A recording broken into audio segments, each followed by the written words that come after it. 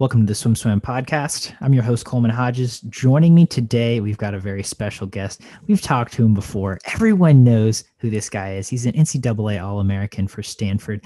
He has, as we reported earlier in the week, he has not had your typical NCAA career, and it is continuing to pan out right now in a positive direction. He gave us a huge update on Twitter the other day, and that's why we're sitting down and talking today to Grant Shoults. Hey, Coleman, thanks for having me again.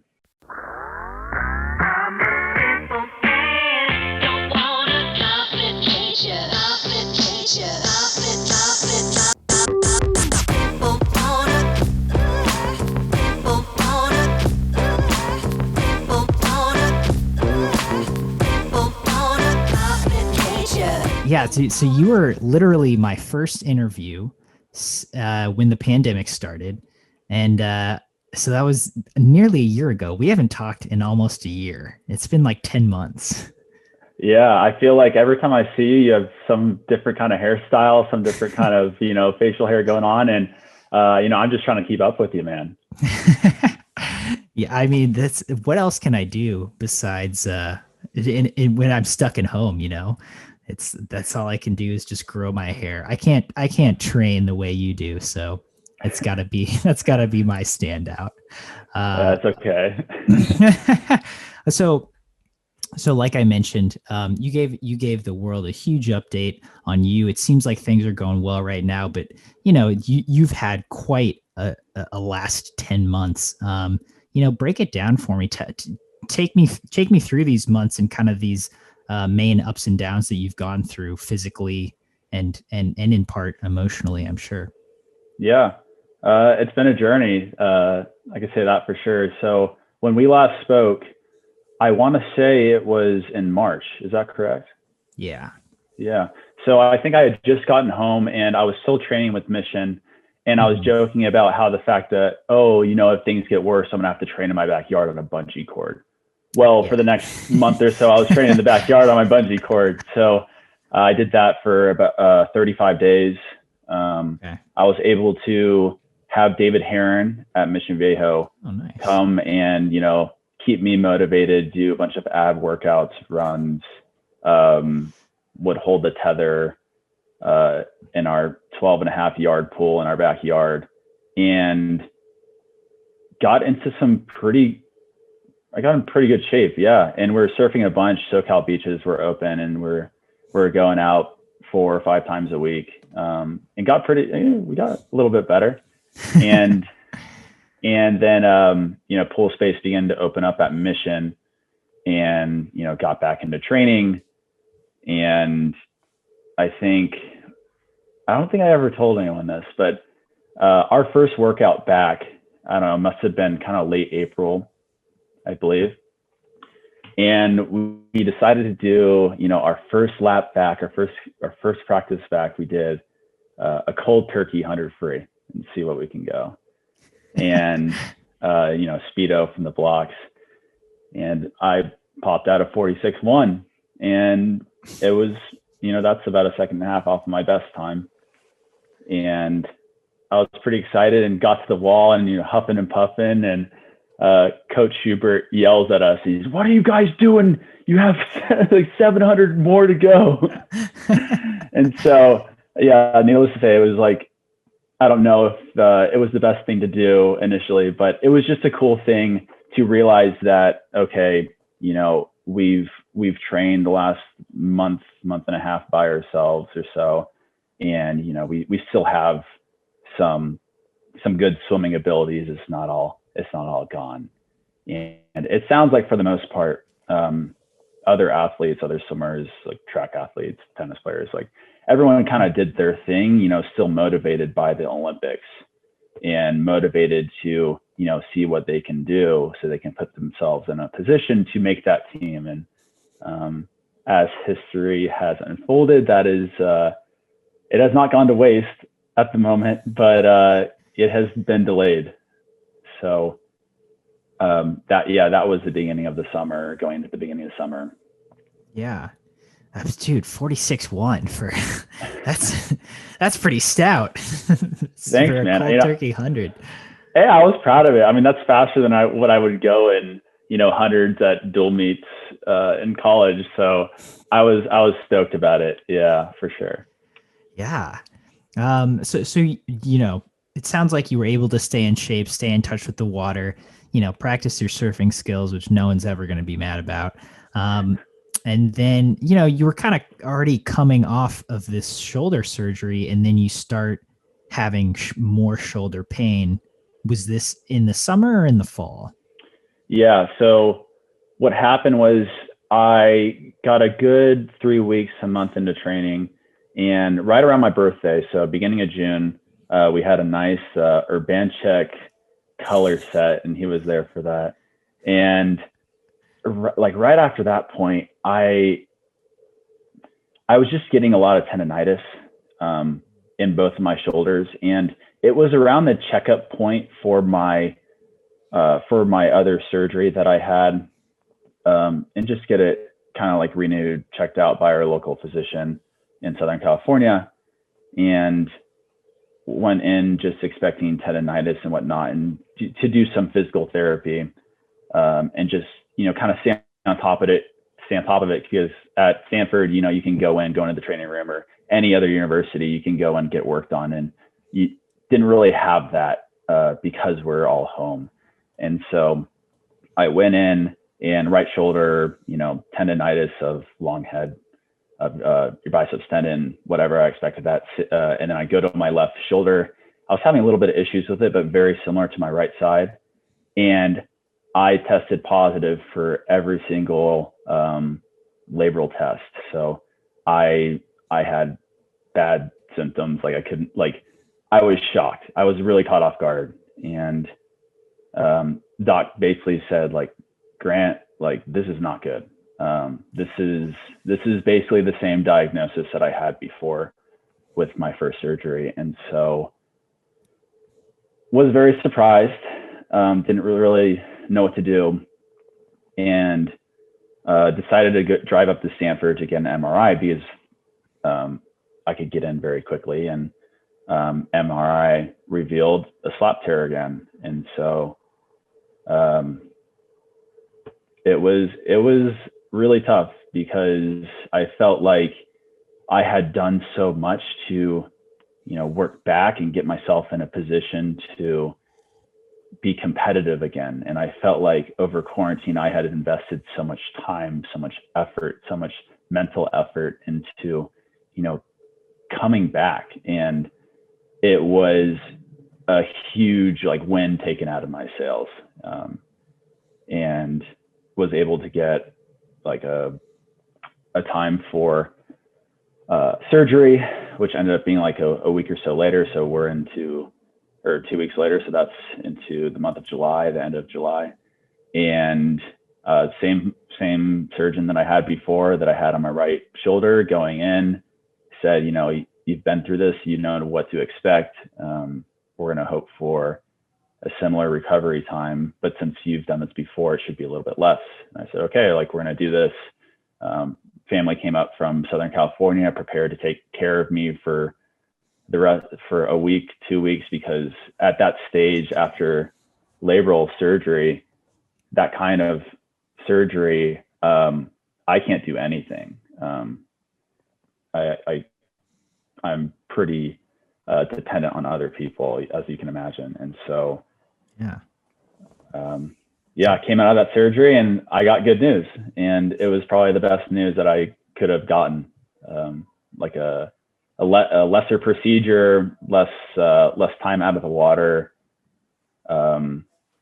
Mentally, it was a huge paradigm shift. Wow. I mean, yeah, that is huge. Because obviously you knew kind of what to expect going in. It was going to be a similar thing, but I mean, yeesh. How long was it between the MRI and the surgery? Because I'm guessing that period, I mean, were you training? Were you able to train during that period? Did you want to train during that period? I mean, I'm guessing you were at a pretty big low, like you said.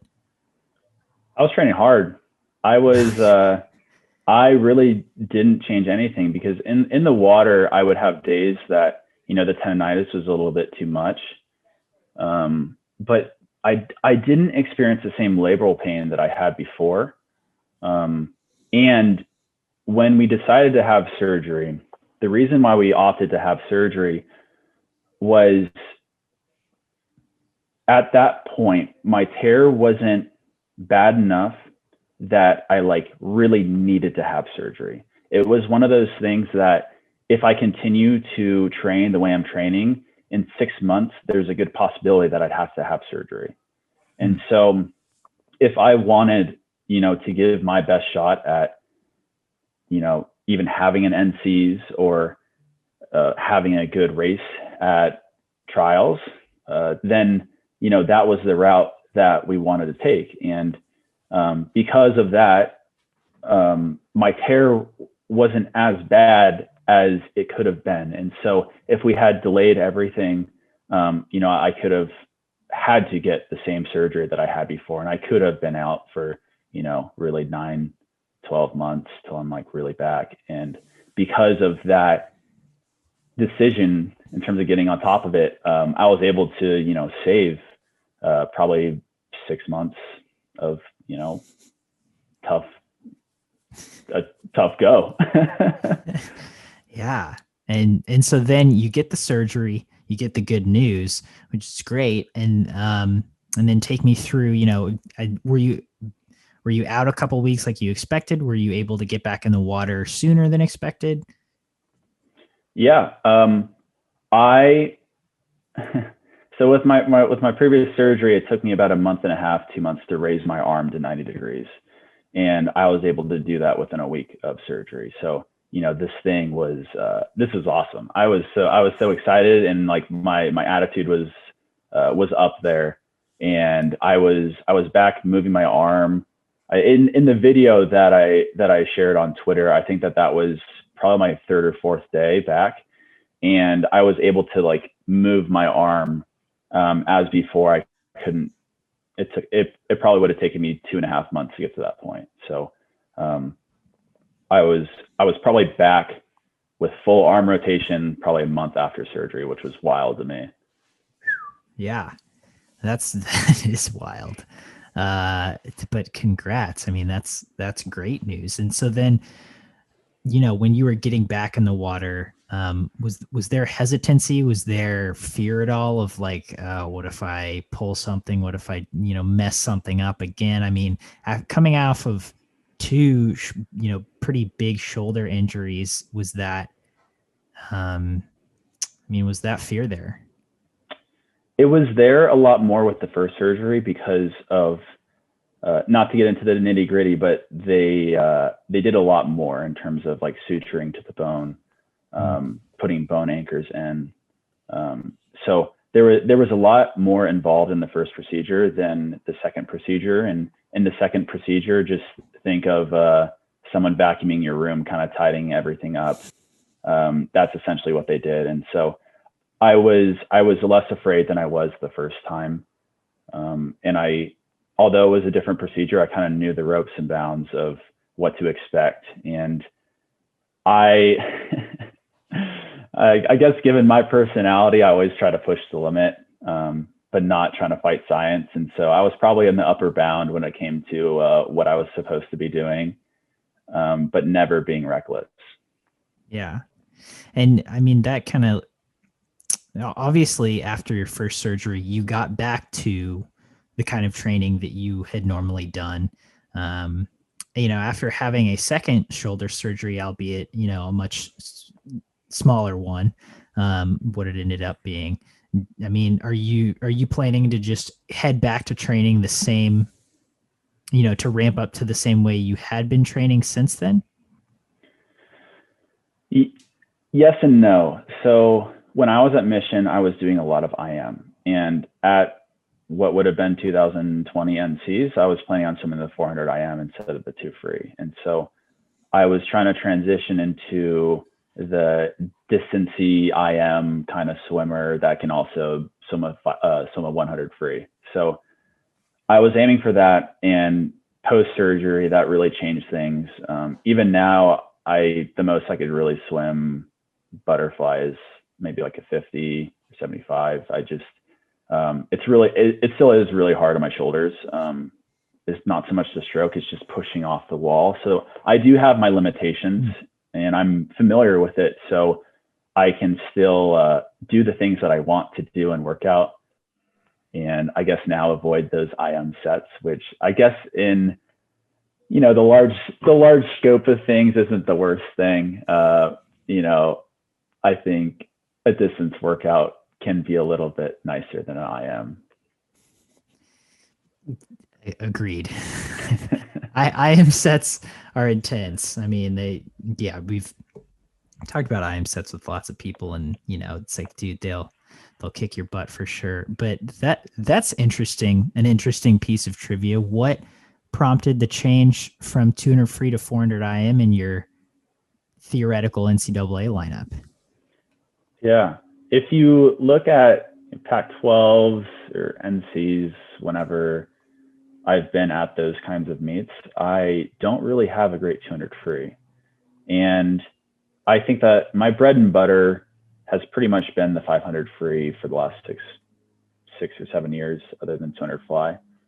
And I just haven't been able to produce a 200 free on the second or third day of competition after the 2.5s. And just the transition in speed between what I have to put up against guys that are, more fresh, that can swim, the 50 and 100, I'm not very competitive anymore. And I'm somewhat competitive, on the 4x200 relay, but after those two good 500s, I just haven't been able to produce. And so the thinking is that we switched to a race that is more or less the same speed as the 500, which is the 400 IM. And I've had a good 400 IM in the past. I think I was like a 16-year-old or so, like long course. I was a 430 or something like that. So I'd always had this good IM base, and my limitation is backstroke. But as my underwaters have progressed, I've been able to hide it a little bit more. And so that's a great part about those kinds of races, is sometimes you can hide a stroke that you can't do very well. But not if you want to be the top dog, the Chase Kalishes of the world, the Fosters, they're good at everything. And so the hope is I could sneak my way into like an A final and, kind of, pick up those points, but not expecting really to be a top dog. Sure. Yeah. Makes total sense. And then would the last day still be the mile then? Yeah, it would be the mile and then the 4x100 free relay. Okay. Gotcha. Yeah. So it's pretty similar to what happened at Pac-12s last year. I didn't have a great mile, but then was able to put up like a good 4x100 free. And then in the Pac-12 Invitational the next day, I was pretty tired, but still put up a time to qualify for NCs. Nice. Gotcha. That's interesting. And so obviously that, like you said, that plan has changed a little bit, but tell me what it's been like since this surgery, just back in the water. Obviously, one of the other tidbits you posted, you win a best time in the 1,000 free, 8:44 in practice, which is flying. And you also went 150.2 in the 200 free long course. And you had done these time trials before. Why did you choose to target these two events specifically, 2 different times? Yeah. So I think that I didn't have a decision in the first time I swam the 1,000. So that was not my doing. I was put into that. And, we had a good squad that was doing the 1,000. We're with the men and the ladies in some kind of like inter squad kind of meet. And so just put up 1,000, and I was okay with it. 900 early in the season, suited. It's not bad. I was okay with it. And I swam a horrible race in the 200 long course right after that. Truthfully, I'd gone faster in practice from a push at that point than that time. But Yeah, not a good swim. I just wasn't in fantastic shape. Yeah. Gotcha. And then, we've had a couple of races with Cal and whatnot. So it wasn't like, I only swam the 1,000 and the 200 long course free, and then I only swam the 1,000 and 200 long course free again. I think I had like a 500 in there somewhere in December. I think I was maybe 418. So I guess it was just little bullet points to kind of refer back on. And the only thing that was intentional about the races was that they wanted me to swim the 800 free instead of the 1,000 this last time, and I said, heck no, I'm not doing that. That's a long race, and I was pretty beaten down, and so I really did not want to do that. But we'll probably line up in the next couple of weeks to do some kind of 800 race. Yeah. So you do the 1,000. I mean, like you said, you were tired, and you go best time. Tell me about the race and tell me about your reaction to that 8:44. Yeah, I think I could have gone faster. Point one, I didn't know what to expect. I told the guys, they're like, oh, like, how'd you feel? And I said, I didn't know if I was pacing an 8:39 or an 8:59, because I was swimming by myself, really had no understanding what I was pacing.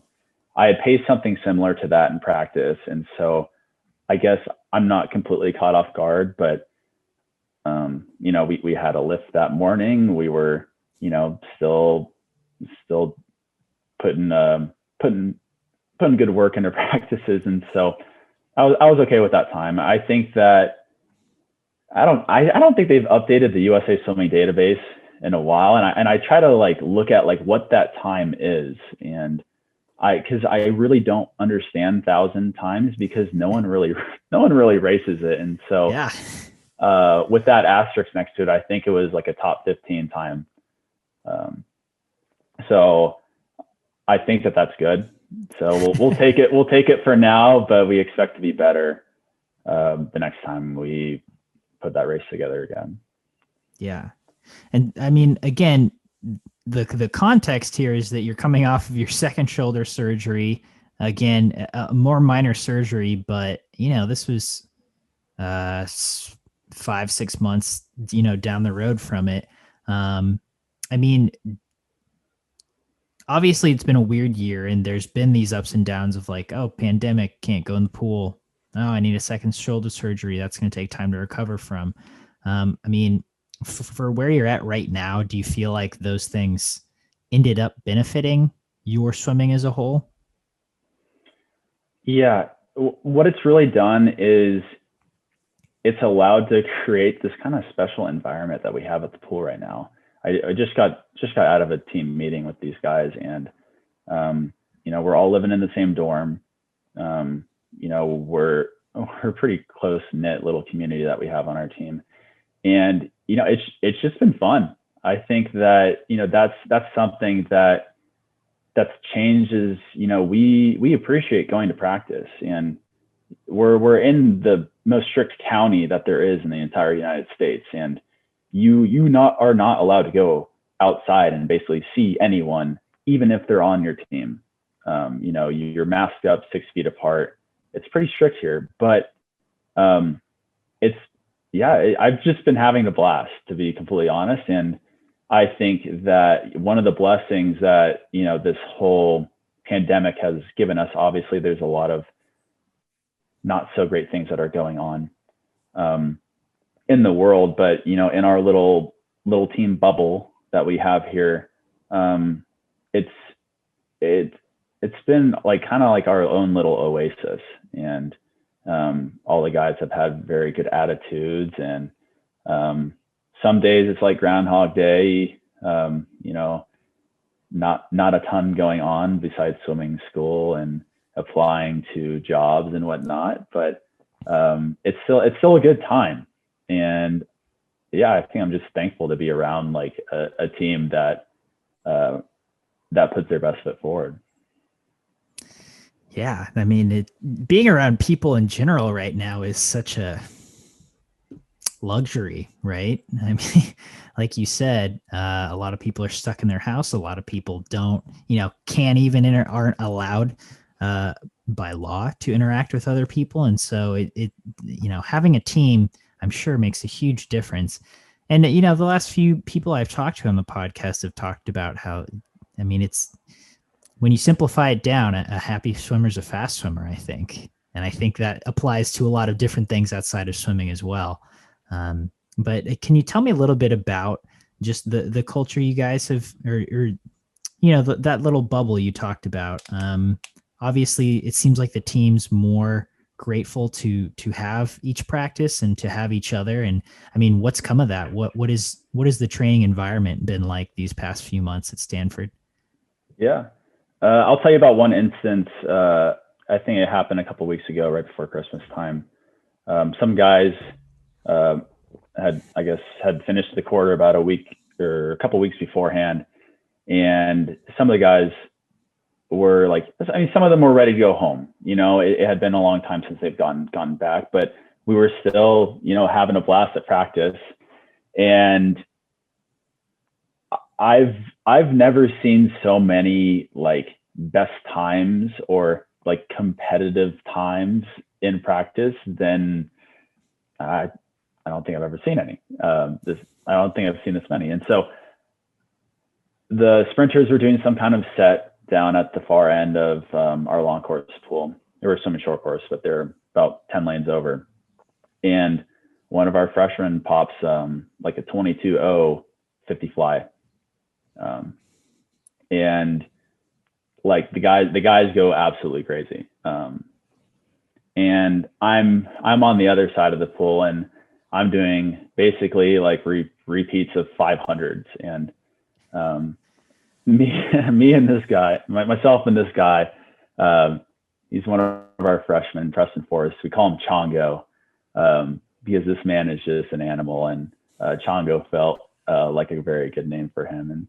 And we were pacing like mid 30 or high to mid 30s on our 500s, so like 430s, 435, 438. And I see Ethan Hu just kill it on his 50 fly. That was the freshman on the other side of the pool. And I got fired up and I pushed 425, like mid set.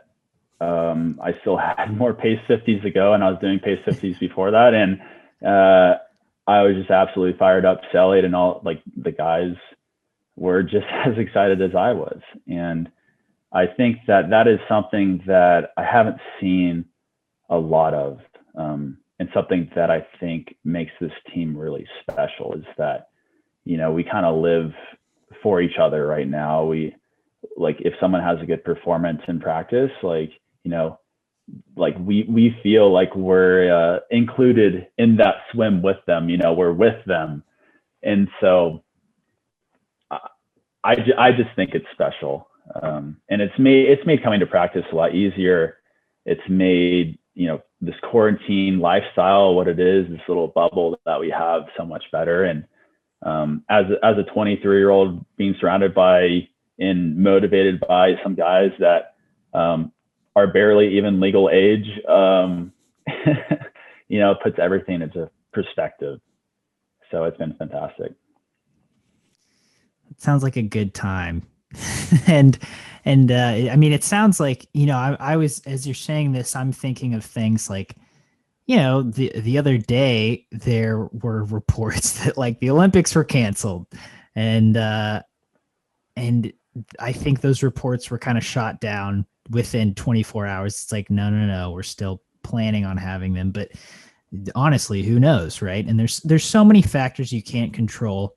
It seems like you said, someone has a best time or a best swim in practice. It's like, you got to celebrate that now because that happened and we don't know what's going to happen in the future, but like that best time that happened. So like everyone's in it. And it seems like you guys have kind of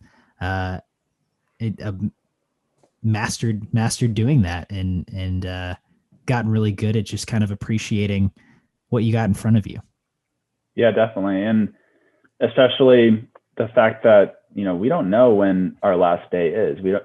The season can be canceled tomorrow. And so the last practice that you just had might be your last one. And you go to bed hoping for another day that you can swim with each other, but it's not guaranteed anymore. And similar to the surgeries that I've had is, you know, you have to appreciate everything. I think that when I came out after my first surgery and I spoke about, you know, what it's like being back in the pool and like what it means to me, I said something along the lines of, you know, if my swimming career were to end right now, you know, I could accept that. And I think that the importance of swimming right now is, whether your career is done or you still have a couple more years to go, is, you know, appreciating everything that you got the chance to do, and appreciate being around each other, and like sharing part of your lives with each other, and, you know, appreciating the hard practices and the bonds. And it's just something that just can't be taken for granted at the moment, because, you know, and the blink of an eye can be taken away so quickly. And I experienced that with injury, experienced that with Corona. Other people have experienced that with like similar lines, but to a higher degree, much more serious than what I've been put through. So it's all about perspective, I think, at this point, and just being grateful.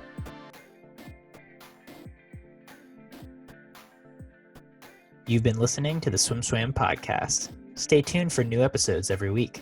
You can take SwimSwam podcast on the go by subscribing on your favorite podcast platform. Look for links in the description below, and be sure to subscribe to our YouTube channel for more videos as well.